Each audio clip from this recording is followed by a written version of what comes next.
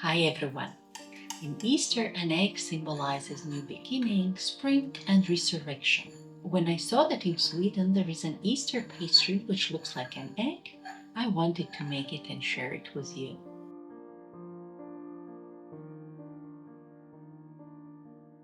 To make the Easter pastry, we will bake a sponge roll cake. Therefore, first let's get a piece of parchment paper the size of the baking tray and grease it with a little bit of cooking oil so that it is easier to remove the sponge cake from the paper afterwards. Let's put the baking tray aside for now and set the oven to heat to 180 degrees Celsius or 400 degrees Fahrenheit. Let's separate egg yolks from the egg whites of 5 room temperature eggs into 2 big bowls. I will use the biggest bowl for the egg whites.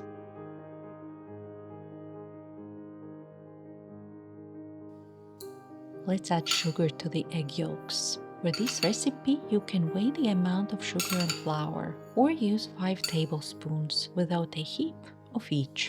And let's beat the egg yolks with the sugar till they are light and fluffy. I start at a lower speed and gradually increase it.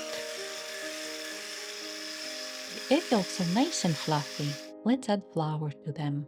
I sift the flour to air it and make sure there are no flour lumps being added to the batter.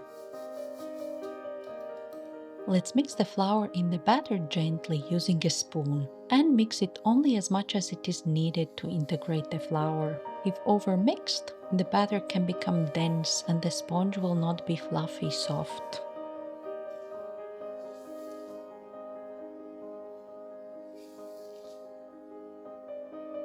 Let's add a pinch of salt to the egg whites and beat them using a clean dry whisk till they are stiff.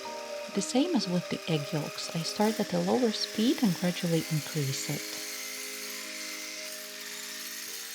The egg whites are ready as well. Let's gradually fold them in the rest of the batter.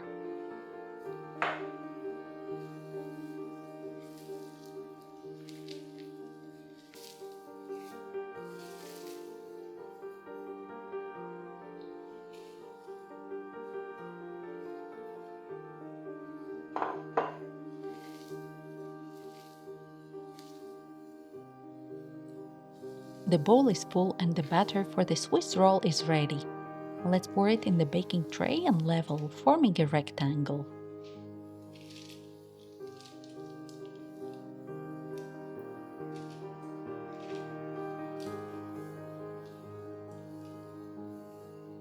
And let's put it in the oven to bake for about 10 to 15 minutes till the sponge has set and is lightly brown.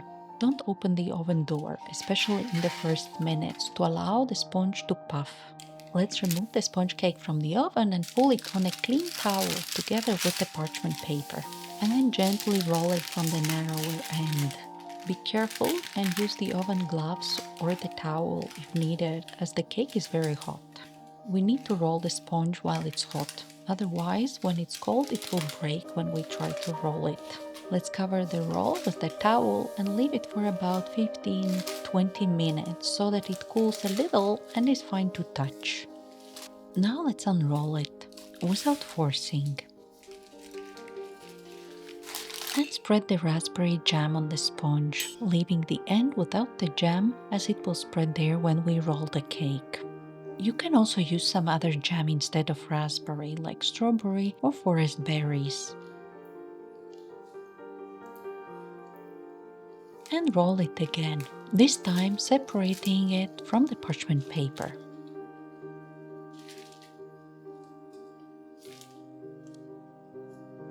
I will spread a little bit of sugar on the outside of the roll, but that is optional.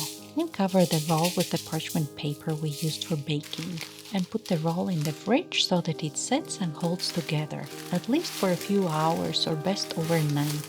When ready to serve the Easter pastries, let's cut the roll in slices. I cut off the ends and cut the roll in about 2 cm thick slices, so I will get about 12 slices from the roll.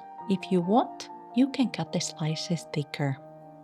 Let's beat cold, just from the fridge, whipping cream to decorate the pastries. I will beat the cream at a lower speed to make sure I don't overmix it and don't end up with butter.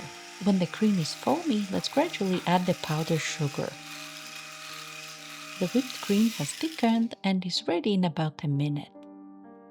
Let's put half of the peach on the sponge roll slice and whipped cream around it. If you don't have a piping bag, you can also put the whipped cream with a spoon before putting the peach. These peaches are big, so there is not much space for the whipped cream. And we're ready to enjoy our homemade raspberry peach Easter pastries. Let me know how they turned out for you, and see you next week. Bye!